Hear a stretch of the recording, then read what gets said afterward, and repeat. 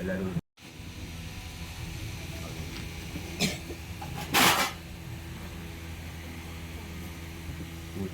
അവിടേക്ക്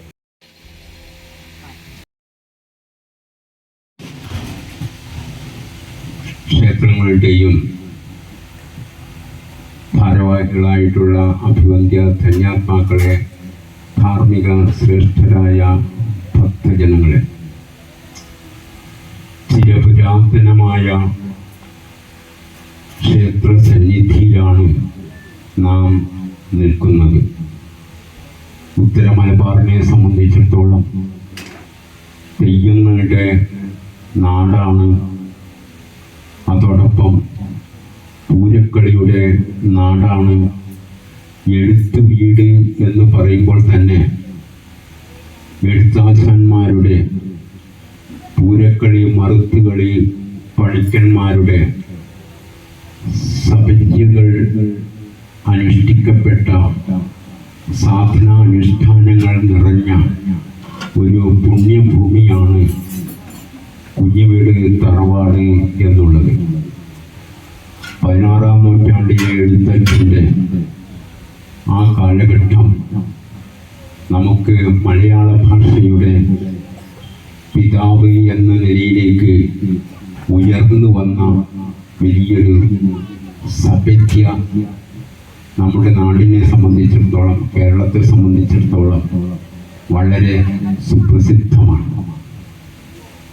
അത് കഴിഞ്ഞാൽ ഈ മലബാർ പ്രദേശത്ത് അന്നുള്ള പൂരക്കളി പണിക്കന്മാരെയും അതോടൊപ്പം മറ്റ് ജ്യോതിഷ കളരി ആശാന്മാരെയും എല്ലാം ചേർത്തുകൊണ്ട് വലിയൊരു സപര്യ അനുഷ്ഠാനം നടന്ന ഒരു പുണ്യഭൂമിയാണ്.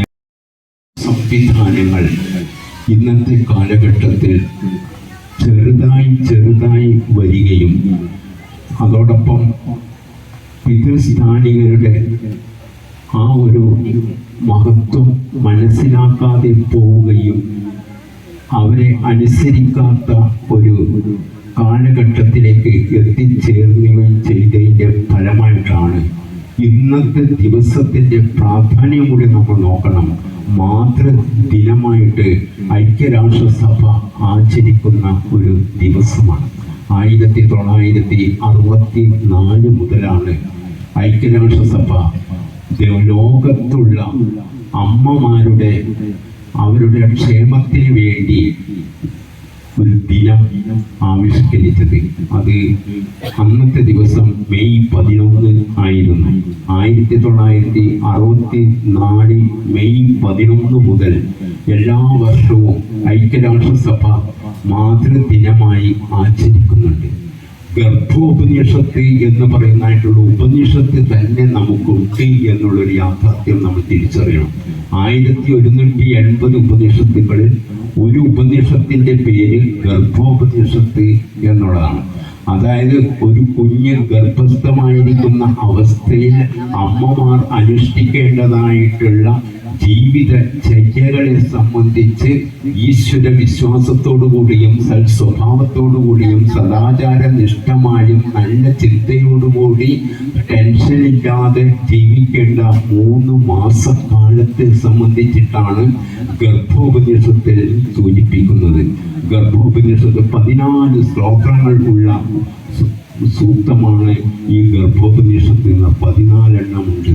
ആ ഗർഭോപനിഷത്ത് നമുക്ക് മാർഗനിർദ്ദേശം നൽകുന്നത് ആ കുഞ്ഞ് പ്രസവിക്കുന്നത് വരെയുള്ള ആ കാലഘട്ടം 7-ാം മാസം മുതൽ 9 മാസവും 9 ദിവസവും 9 മണിക്കൂറും ചേരുമ്പോൾ പ്രസവിക്കുന്ന കുഞ്ഞിൻ്റെ ആ ജീവിതത്തെ സംബന്ധിച്ച്, ആ പരമ്പരയെ സംബന്ധിച്ച് ആ വീട്ടുകാരും നാട്ടുകാരും ബന്ധുക്കളും എല്ലാവരും ആ ഗർഭിണിക്ക് വേണ്ടതായിട്ടുള്ള എല്ലാ സുഖ സൗകര്യങ്ങളും ഒരു തരത്തിലുള്ള ടെൻഷനും ഇല്ലാതെ ജീവിക്കുന്ന അവസ്ഥയിലേക്ക് എത്തിച്ചേർക്കണം എന്നുള്ളതാണ് ഗർഭോപനിഷത്ത് വളരെ വ്യക്തമായി നമുക്ക് സൂചിപ്പിച്ചു തരുന്നത്. കാഞ്ഞങ്ങാട് കുഞ്ഞുവീട് തറവാടിൻ്റെ ഗൃഹപ്രവേശനവും കുടുംബ സംഗമവുമാണ് ഇന്നിവിടെ നടക്കുന്നത്. ഇവിടെ ഇന്ന് വിവിധ പരിപാടികൾ നടക്കുന്നുണ്ട്. തറവാട്ടംഗങ്ങളുടെ കുട്ടികളുടെ കലാപരിപാടികൾ.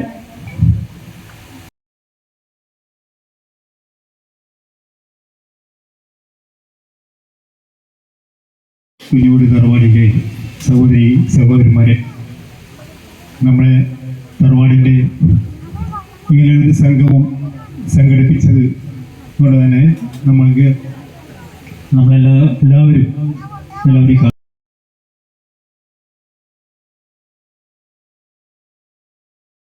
സ്ഥാനികർ